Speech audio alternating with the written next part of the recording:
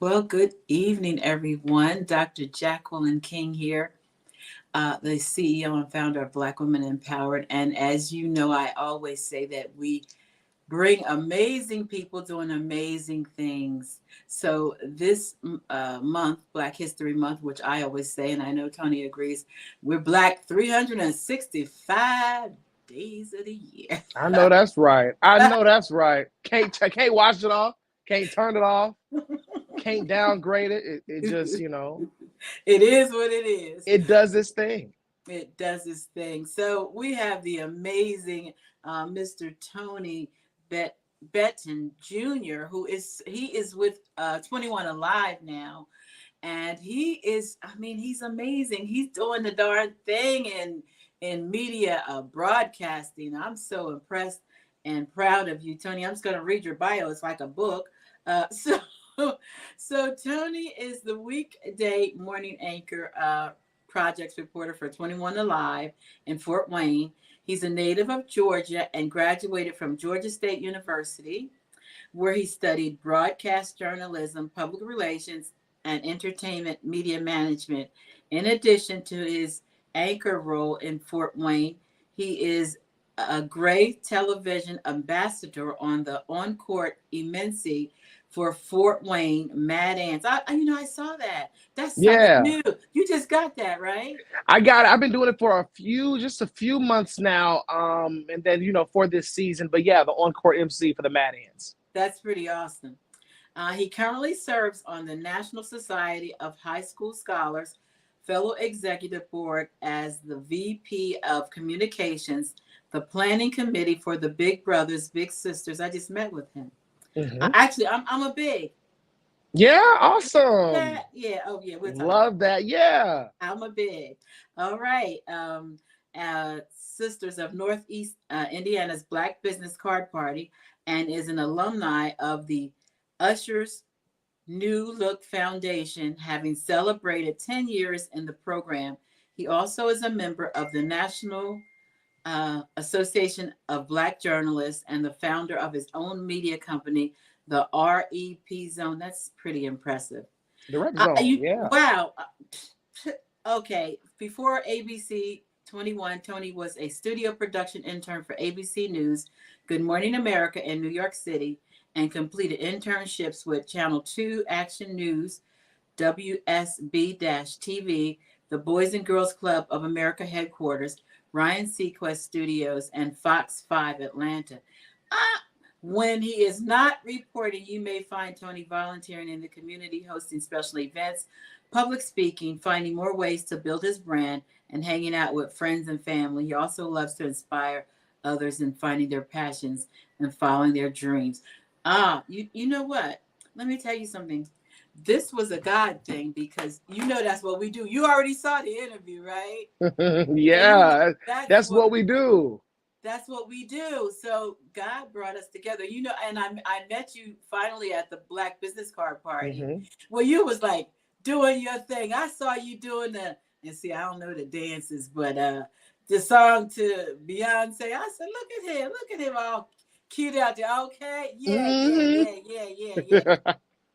But this is really good. So when did you realize that you wanted to be a journalist? So I guess it could go all the way back to when I was in middle school. I originally had started when at the age of 9, I used to actually gospel rap. So long time ago. Yeah, I used to be a gospel rapper. So I would be on stage, rapping about Jesus and, just kind of being that kid in church and things like that in my community. As I got older, that kind of opened me up as far as, being in front of people. But when I was in middle school, I had gone to the CNN Center. I remember going to the CNN headquarters in Atlanta, and they have like a teleprompter simulation. And I remember getting up there and asking my mom if I could do it. And I did such a bad job. I was just, I could not. I didn't know any of the words. I was confused. I was not the best at reading at the time. I was reading below reading level. I was stuttering. Wow. It was a lot of things that I was battling at that time. And I remember how bad of a job I did. And I remember being so sad. I was feeling defeated. I was telling my mom, I was like, oh my God, this is terrible. I'm terrible. And I said, next time I come back, like, I want to do a better job. I want to do I don't want to feel this way next time I come back. So, I had gotten involved more in the community. I had joined Toastmasters, the debate club, beta club, just other ways to get involved. I was in theater, and just ways to be able to get myself together so that I would be able to speak and articulate and different things like that. So the next time I went back, I was able to do a better and a much better job. So, as I was getting ready to graduate high school, I was like, okay, well, what do I want to do? Do I want to do theater? Do I want to do acting, music? I didn't know. I said, okay, well, what are some qualities of what I could be able to put to good use? I love people. I love to talk to people. I love to tell stories. And I'm nosy. I like to ask questions. I like to know what's going on. I like to, meet people and see what, the story is. So that helped me kind of lead into studying in journalism while in college, and it just kind of has taken the ball from there. So, so you said a whole lot there. Um, a lot of kids have to overcome challenges Mhm. such as stuttering and not being able to read. How did you do that? Well, I'll tell you this, it was not easy. I remember being frustrated. I remember I remember taking jabs at myself. I remember sometimes other people, making fun of it, me getting words out and me just kind of really having a difficulty putting words together. And one thing that I did was I started reading more things that I liked, things that I enjoyed. I remember at that time, the Chick-fil-A CEO had written a book on how he started Chick-fil-A, and I was Uh, so into this book. And I how love old were because you? I oh I was in middle school. I remember Okay. that. I remember I was in middle school because he was still alive at that point. So you go back at that point to where the Chick-fil-A CEO was founder was still alive. So couple years before he passed. But I remember him writing books on Chick-fil-A, and I love Chick-fil-A. And that was interesting to me at that time. I remember that, just having to, I was doing little things like I would read every billboard when I would go by. I would just be reading things left and right to be able to grow in learning words or reading things on the fly.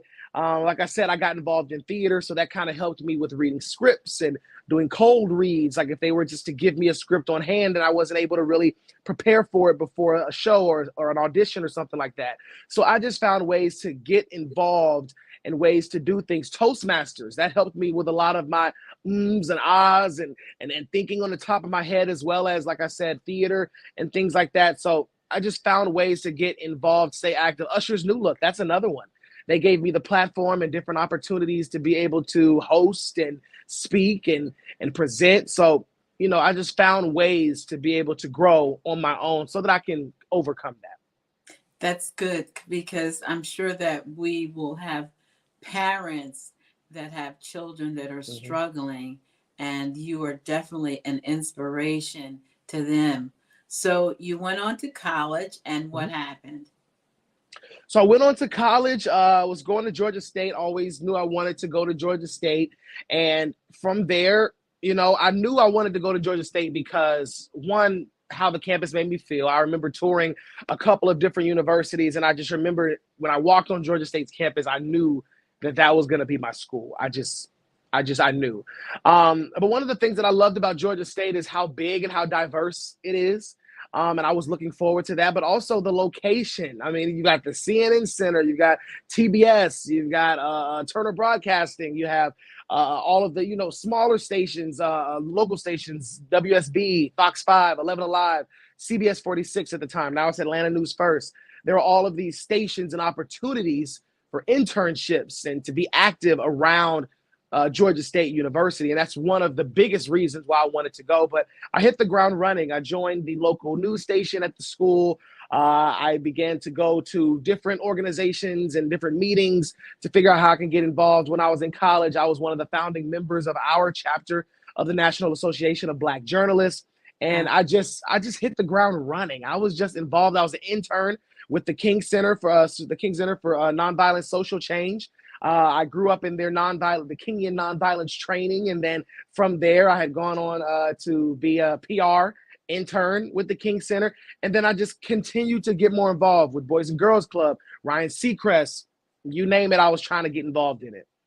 You are definitely an overachiever.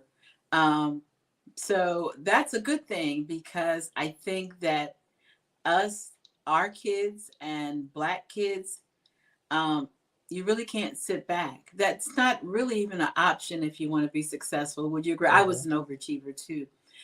You have to keep going and getting involved, because one of the things that I always say is that it doesn't matter how much talent you have if nobody sees you. Very good point. I mean, and I want to, make a point to that. Not even just about being seen for so that people can see you, Right. but making an impact. I remember actually it was this morning, Lizzo, the artist Lizzo, she released a video for her song Special. And she said the point of representation is not going to do anything if you're the only one representing, if you're the only one, if that's all you see, but representation and inclusion and mentorship is about helping others. And I remember hearing someone else actually say today, they said, if you're not helping others, what are we doing? Like, if we're not able to help others, give back and be a representation for others and show people that you can do it. Well, you are definitely an example of you can do it. Um, so, what are some of the challenges that you faced when you were in college, and trying to really crack into the big times where you are now? Yeah, well, it's all about kind of figuring out what's next.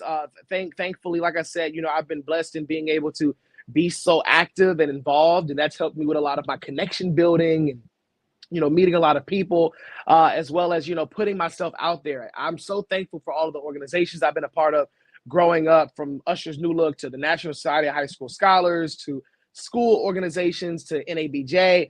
Um, all of these organizations, I've been able to learn from different people and take kind of different nuggets to be able to apply those. So, some of the challenges and obstacles that I overcame, like I said, I used to stutter, I used to battle with that. Right. I used to call it a stuttering issue, but now it's just something that I battled. It's something that I don't even like to address it as an issue, because I've really been able to grow from it. I don't use it as a crutch. I don't use it to victimize myself in any way, or sometimes it might come out, where I'm stuttering on something, but I look at the growth and I use that to inspire myself and others. Because mind you, when I was in maybe ninth grade, I was reading on like a fifth grade reading level. When I Wow. was in 10th grade, I was reading on like a eighth grade reading level.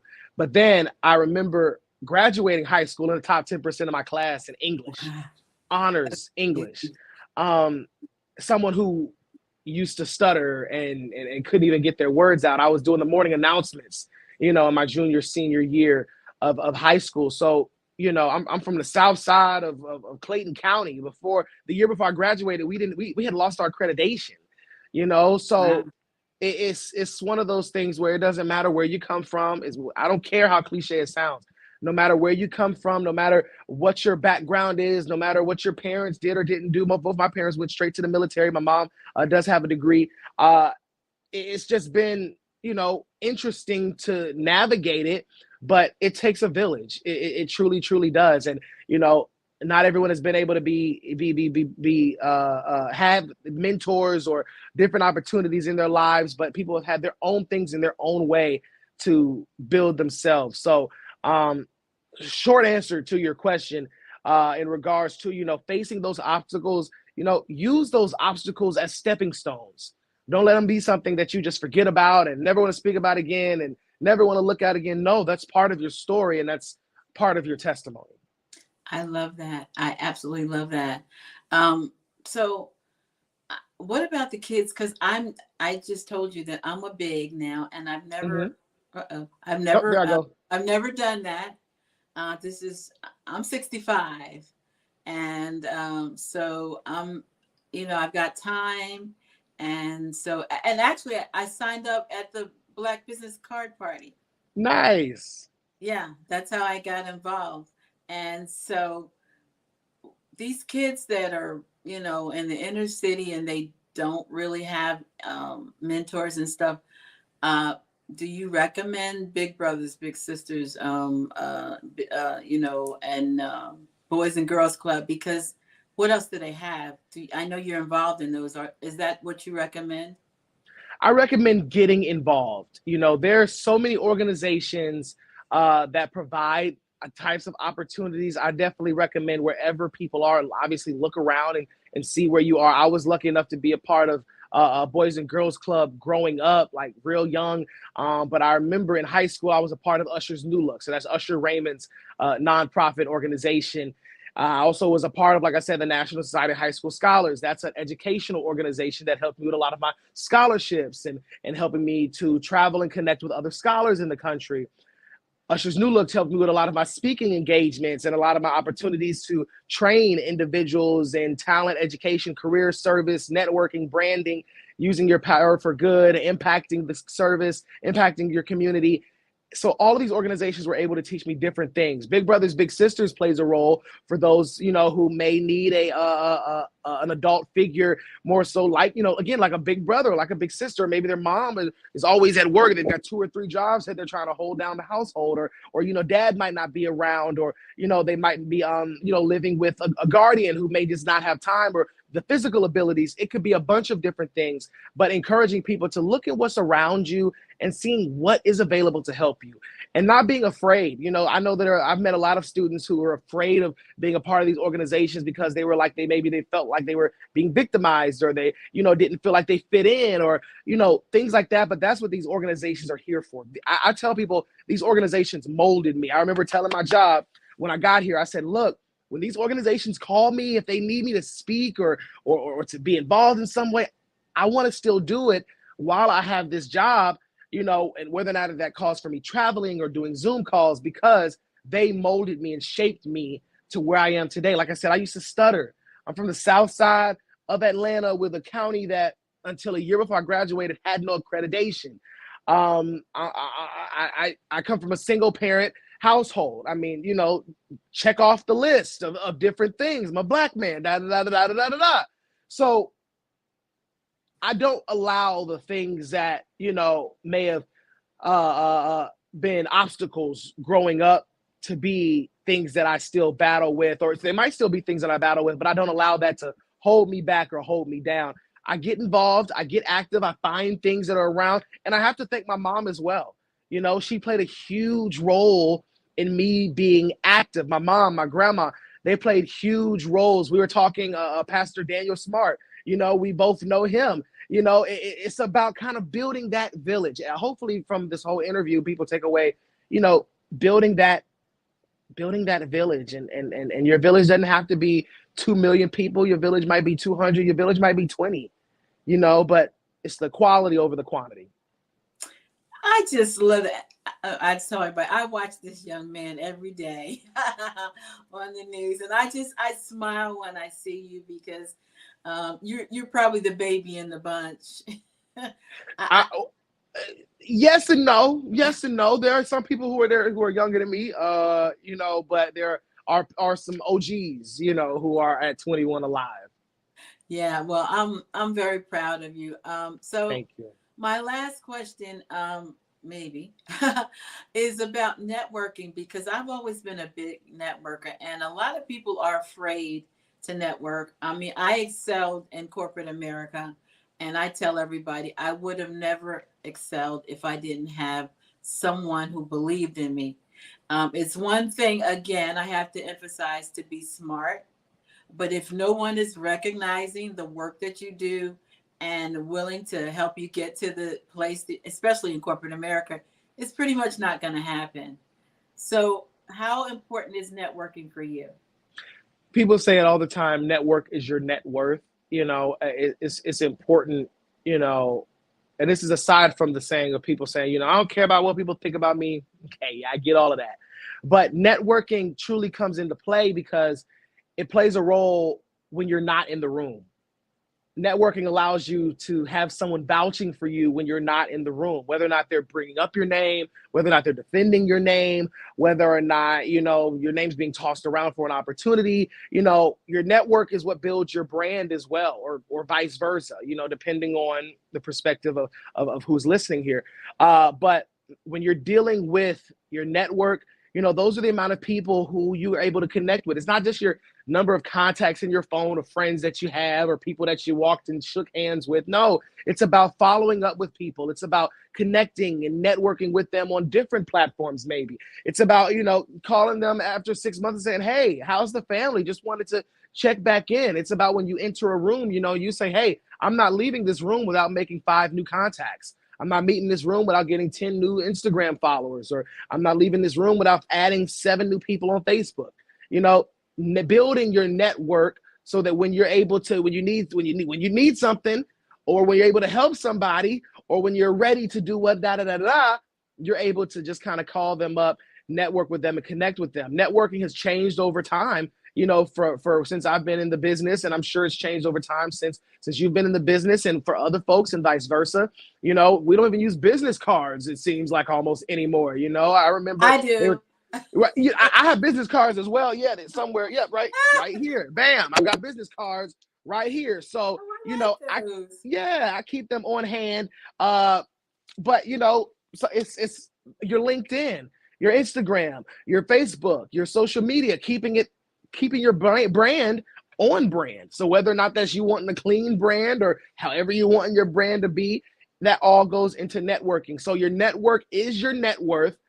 And it's about, having people to be able to vouch for you when you're not in the room.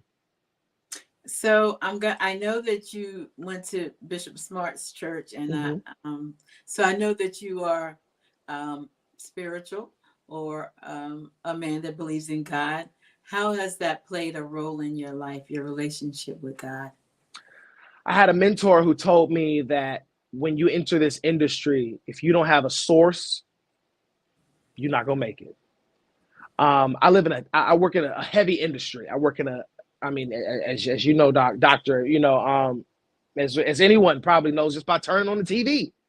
I work in a heavy industry, from the shootings to the killings to the evil that's just in the world.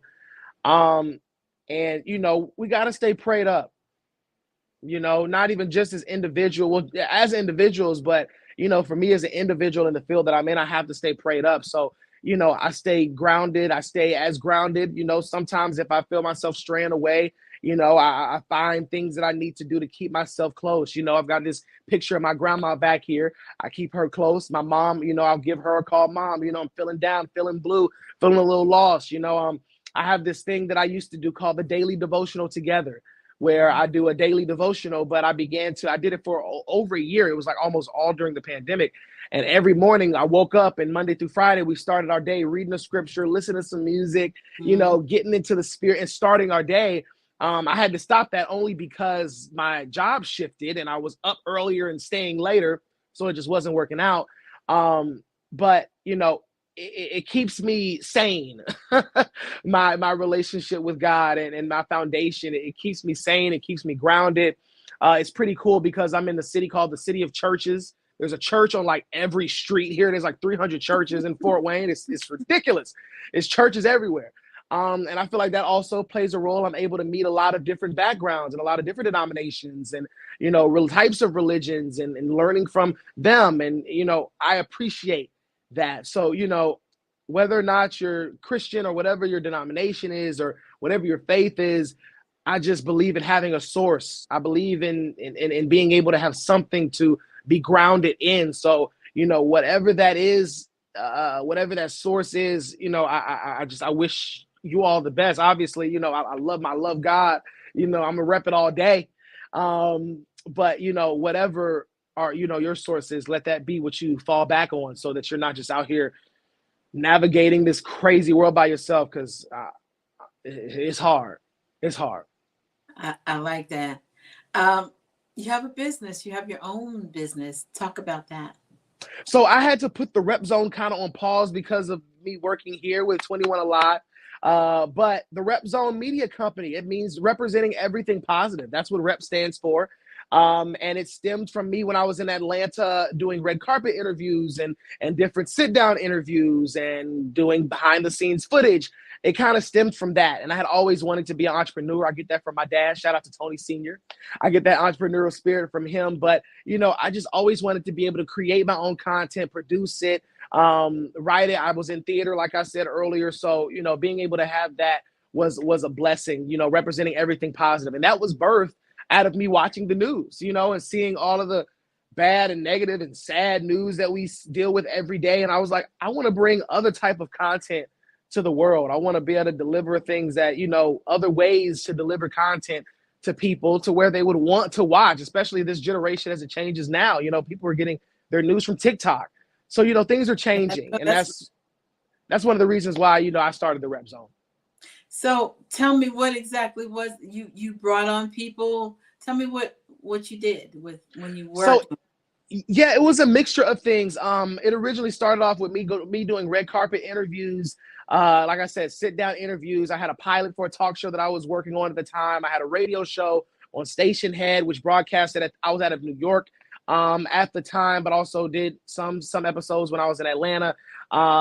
I had, other people who I would, get to come out and do work behind the scenes. I had a couple of correspondents. And I'm sure it will have grown over time now that I'm out of college. But when I was in college, that's what I was doing, was learning and growing in that way. So, yeah, I kind of helped with some of my colleagues and put them on and, would go around and do those different type of entertainment and community-based interviews. Okay. That's nice. All right. So how did you end up at 21Alive? Or I know it was something else when you came to it, but how'd you end up here? Yeah, I was at a conference in Texas in 2019. And while I was there, I met a recruiter for the company for that used to own 21Alive. A new company has bought over that. But Quincy Broadcasting Group, I had met the recruiter there, and we just had conversation. We just had great conversation. I fell in love with the company, with the vibe that she was given, and from that, that shows how important recruiters are. She got me to come to the station. I was going to New York after that conference to intern with GMA. And while I was at GMA, I got the call from my news director, that they were interested. I was interested. And then top of January of 2020, I was in Fort Wayne. Congratulations. Big shift from Atlanta. I'm from Greensboro. So, I know from the South to here, big shift. Big shift. Big shift. What was the most shocking to you? I won't say, I don't have one that was most shocking. I'll say the best thing, there's no traffic here. I was so happy. Right. I was like, being from Atlanta, I was like, oh, I don't have to deal with traffic ever. Yeah. So now I'm still adjusting to this cold weather though. I don't like the cold. I don't like being cold. Yeah, cold weather's rough. But they think that Coliseum is like, the worst thing ever. I'm from New Jersey, so I really know traffic. Greensboro was more than this, but New Jersey was more than that. Yeah, the traffic that's over by the Coliseum here. No, and it's probably they only say that when it's during a game or an event. Yeah, that doesn't compare to the Georgia Dome traffic or the State Farm Arena traffic. It's the Mercedes-Benz traffic is different during a Hawks or a Falcons game. Trust me, a Beyonce concert. Trust me, it is different. Right. Yeah. Well, I am thankful. What encouragement can you give our people before you leave, or anything you want to share, and share how they can connect with you as well? Yeah, for sure. Well, first of all, look, happy Black History Month. Tap into your power.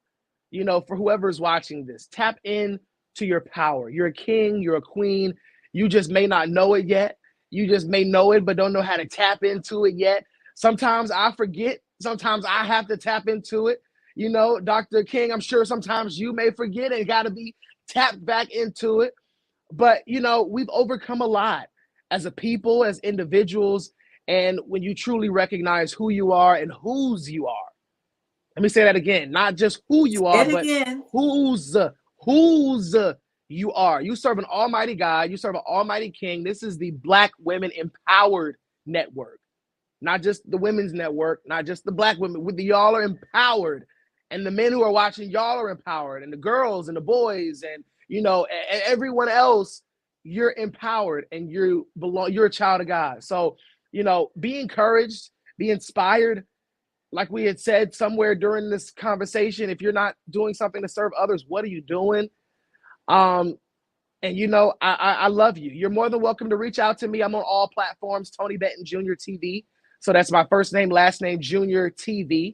That's also my email. So please feel free to email me. And I just would love to connect. So whether or not you're a journalist, whether or not you're a publicist, whether or not you're, a kid trying to find his way, whether or not you're a youth pastor, whether or not you're interested in music, whatever it is, please follow me, reach out, connect with me, and stay encouraged, stay empowered. And Dr. King, I appreciate you for having me. I know we've been talking about getting together, and it's just been a lot going on, but happy Black History Month to you. And I'm proud of all the work that you're doing, and thank you. And I wish you all the best as well. And it's a blessing. It's a blessing. Well, thank you. And so we will continue on. I believe our next guest is Alexis Rogers from Wish TV. She'll be on next. We do have Daniel. I just forgot his last name. Daniel Miller. Okay, Daniel Miller. I'm 65, so I can do that. No worries. That's why we have a flyer, right? That's why we got a flyer it's too. On the flyer. Daniel Miller. He's the one that did the great piece on me. If you guys haven't seen it, yeah, please go out to Fox 59 and see that. He did an amazing job on me for Black History. And then we also have Kathleen Trigg Jones of iWoman TV. All powerhouses, all Christ believers. And I actually didn't work it out that way. It's just the way it happened. Because we are a Christian network. Anyway. God don't make mistakes. He don't make no mistakes. So Tony, thank you. I call you now. Look, I'm a doctor. I have a son. You're my son here now. So if you need me for anything, you have my information. Hey, look, my mom would love to hear that too. She loves to hear that, I've got people helping to look out. Again, it takes a village. I grew up an only child. So with her being in Atlanta and me being here, it warms our hearts. So thank you for that. Thank you for that. And thank you for all of our listeners. Please share the broadcast. You have been watching the young, handsome Tony Betton Jr. from 21Alive. God bless you. Until the next time, have a blessed day.